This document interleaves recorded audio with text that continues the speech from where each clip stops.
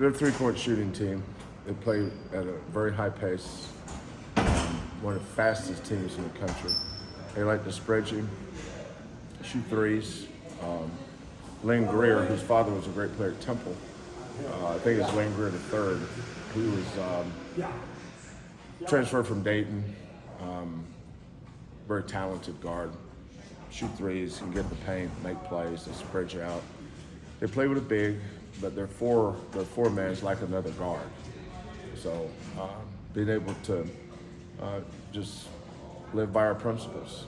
You know, here's how they play. Here's the way how we want to guard them. But this team will not going to run the ball down the floor and run a play. They're going to try to score in transition. They've played two preseason games so far. Once against Towson, who was picked to win their league. St. Joe's beat them. Then they played another game, and I think they've attempted 73s in 2 games. So, but when they come down the floor, the first thing is get their feet set and let it fly. I mean, your teams have never been one to let another team dictate how you're going to play. You sort of do your thing. But is when you have a team that's like that wants to try to go and score, in terms of, with a younger team, do you have to tell your guys in terms of how they approach it or how they attack it or how they play that? The younger guys? Yeah. Well, you have to tell them everything. Yeah. The older guys, I mean, it's not the first team we've played that lets you shoot threes. But we have a ton of film on the way different teams try to play. I don't think they're any different than, say, UAB. You know, UAB was a shoot first, shoot second, shoot third team in transition. So SMU was like that from our league. So it's a good thing about playing different teams in non-conference is everybody's going to have a different way of playing. You know, whoever we play after St. Joe's will be completely different. So you just prepare your kids, set your game plan accordingly based on what their strengths are.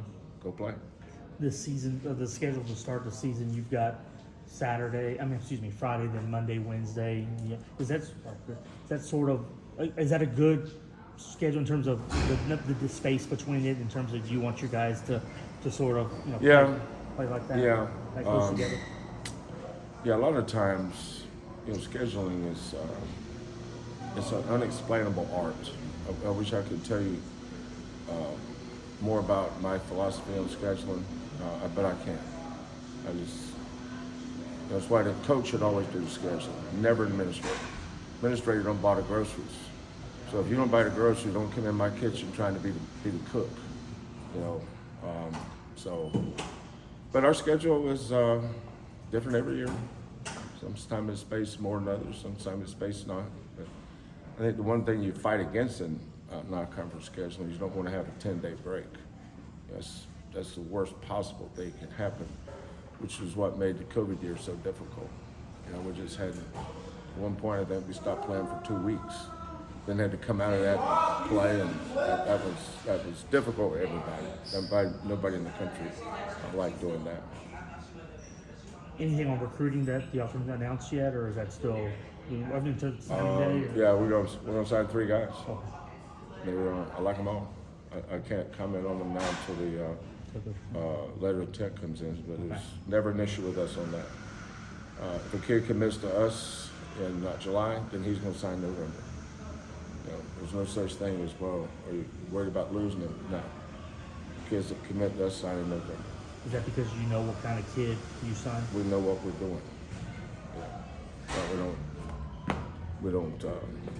The next kid I lose, in 35 years of doing this, 34 years of doing this, that doesn't sign with us in November will be the first one.